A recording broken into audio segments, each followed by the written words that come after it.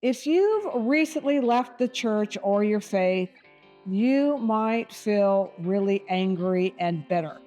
And it might make you feel bad that you feel that way because you see other people that leave and they're like, later on, dee, dee, dee, dee, dee, and they're on with your life where you're sitting over there feeling so bitter and angry about the time, money, and effort that you lost.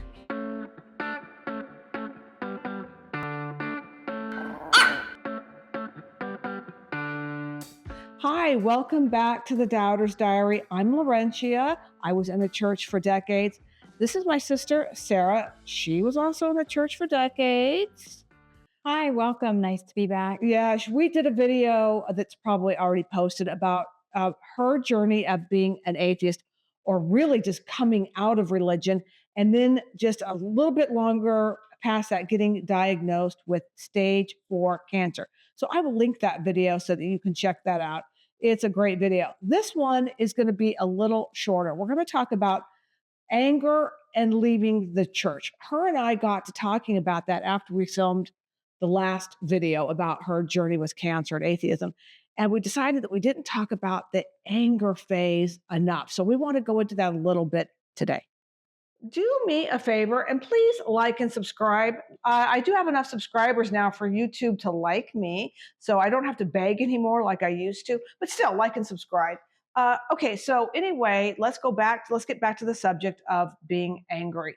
I know when I left, the rage, I think now there was sadness. Yeah. We Oh, both felt definitely. sadness. Okay, Yeah. that might have to be another video. We both felt sadness. We talked about that a lot on the video that we did about your journey, just the overwhelming sadness.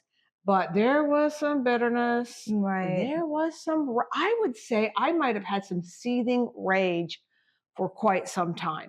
And At ourselves. yes, absolutely. At yourself, right? Yeah, For being what, right. duped, like feeling stupid or what? Yeah, definitely feeling stupid. Like, how did I not know any better?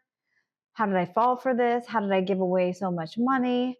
Yes. How was I felt scammed? Felt scammed. That's exactly what I was going to say. Besides feeling angry at myself, which I did, I was angry. You feel like an idiot. You feel like an I idiot. feel like, how can I be so dumb almost, right? But I also started feeling angry, very angry at the church leaders because Yeah, I felt lied to. for sure. And I still feel that way. I still feel lied to, but and scammed, Mm-hmm. like a con man had invaded my life. Right. Yeah, just angry, just so angry and of being conned. And it's when you come out now, if you're still a Christian and you're watching this, it's so hard to believe that the pastor who you like, there were Yeah. some pastors that I Me loved, too. really Yeah. cared about them as Me people, too. right? Oh, Like, yeah, you yeah. cared about them as people. And you come to realize that they have, best case, misled you. That would be the best case scenario. Mhm. Because how do you go through all those years of seminary and not know what the Bible says Yeah. and omit that? You telling me they don't know about Leviticus 25:44 through 46 that literally approves chattel slavery? Are you telling me they didn't know that God said to take little girls, remember they got married between 12 and 14 back in those times, out to the city gates to have rocks thrown at them till they died? How does your pastor Right. not know that? And they don't talk about it. Or if you weren't a virgin, you were literally stoned to Yeah, death. that's what I just meant. Yeah, Little yeah. girls. Because Yeah. remember, they got married at 12 to Yeah. 14. Right. That's when they didn't get married at 21, 25. No. They got married as little girls. Yeah. If their husband decided that he didn't like them, he just could accuse them of not being a virgin, Oh, right. drag them to the front of it, and this whole city would throw rocks at Stone them them. till they died, Yeah. right? Horrible. Horrific.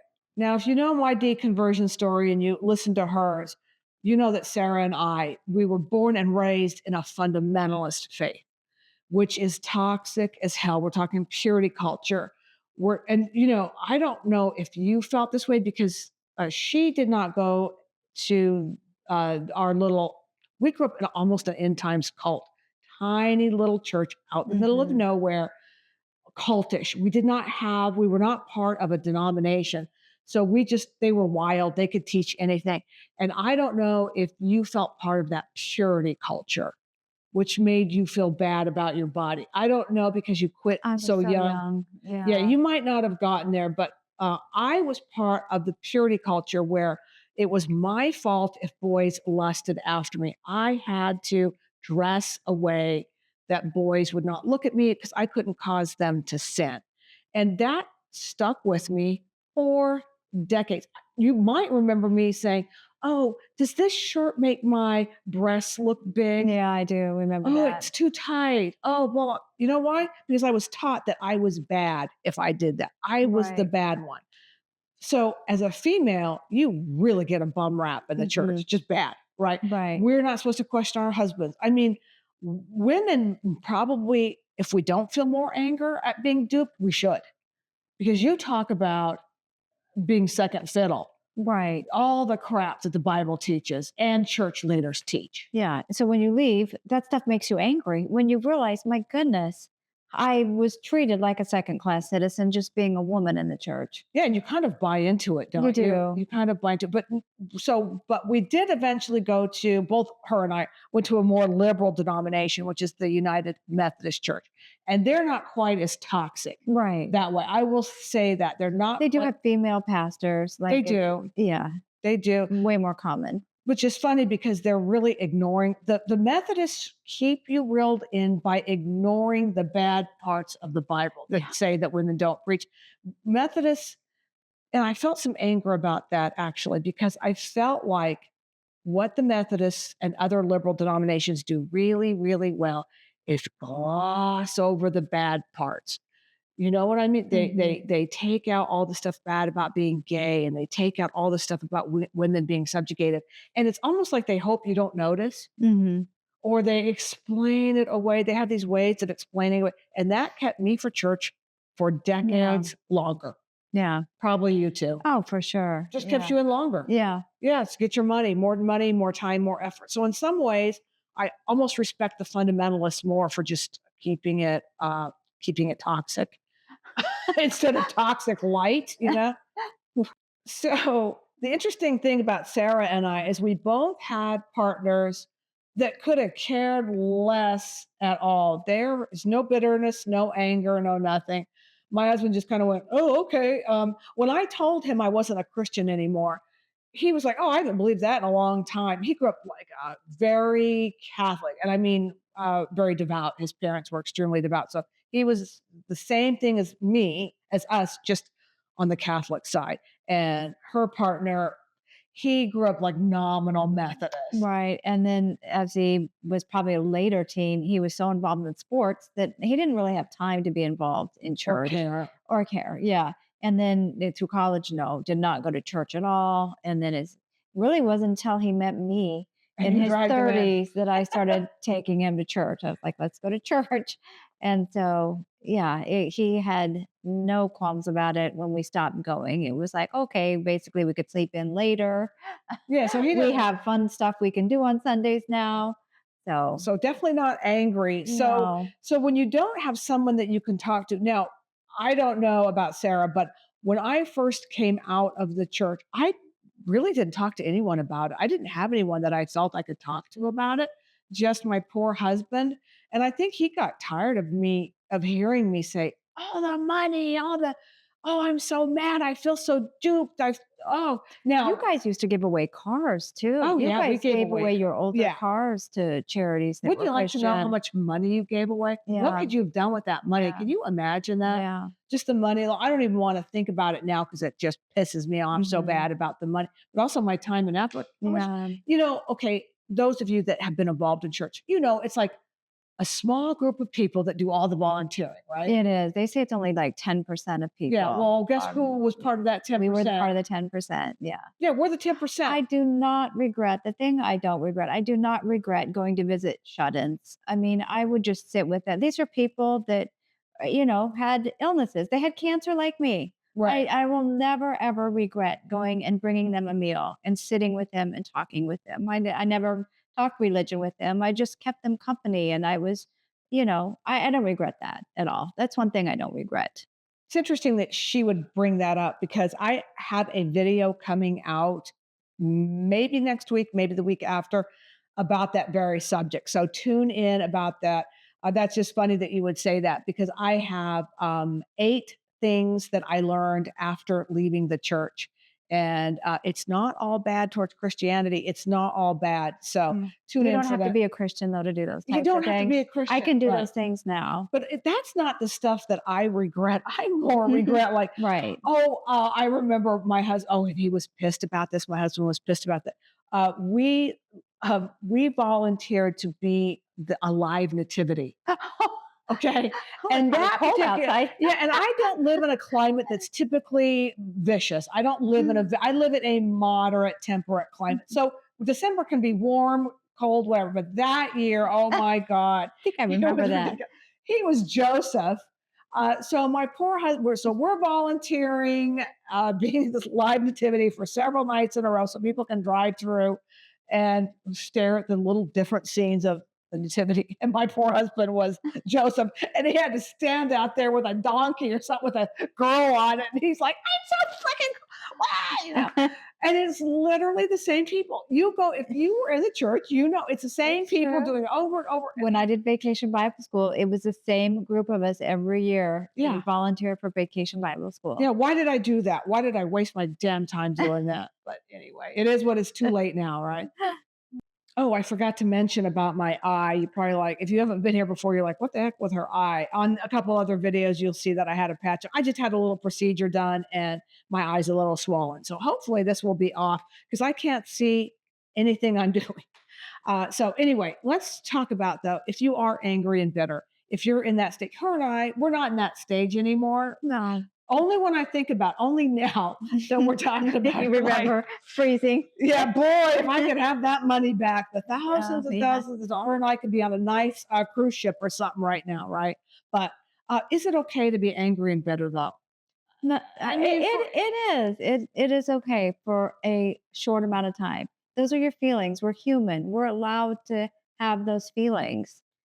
yeah, is it? I mean, don't you think it would be worse if you tried to repress that and be For like sure. toxic thoughts, like toxic positivity, like Right. right? Right. Yeah, I Having think my so. diagnosis, I went through anger.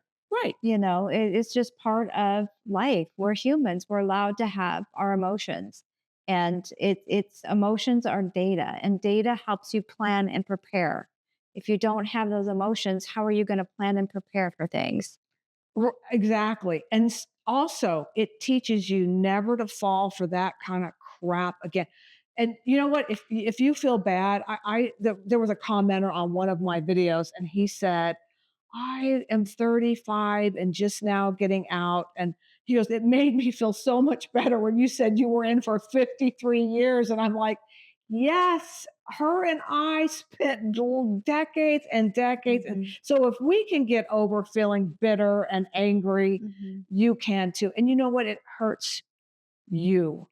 It only hurts you if you're angry. If you're staying there, If you're if staying you're in there, that place, if you're yeah, staying there, it's right. okay to feel anger. It's only when it takes over your life and you can't get over that angry thing. And Right. there's also this stereotype that Christians have, the angry atheist. Now, they think we're angry at God. That's No. the funny thing. How can That's you the be funny. angry at something you don't believe in? They don't know that. Yeah. They don't know that. And I will bet you there will be Christians who don't watch this whole video and they're going to put in the comment, we'll see, they're angry at God. They're angry at God. I have that on every single video that I've ever made, that I'm just angry at God. Oh, I'm angry. But that would be like them saying they're angry at Zeus. They don't believe in Zeus. Yeah, I'm So angry at how could Zeus. they be angry at Zeus? They don't believe in Zeus. Well, It's the same thing. okay, I'm going to just, this is confession. This is a little confession time. When I was a Christian, I mean, this is so embarrassing and horrifying to admit, but I did think that. I thought that people left the church because they were angry and Yeah, I wanted used to to think sin. that. I think our mom told us that. She might I have. think we were brought up She believing that. might have. You know what? Her and I went through a little phase of being angry at our parents too for Oh, leading us down very, this primrose very path. angry. And Yeah, we were very. both glad that they were no longer alive, Yeah, yeah. actually, because we Yes. were so angry. Yes, I might have I mean, said I know that's terrible to say, but yes. we did go through that phase, but we're glad they weren't alive because we were so angry at what they did to us. Yes, because we were in the church 40, 50 years. I mean, Mhm, that's half your life, more than half your life.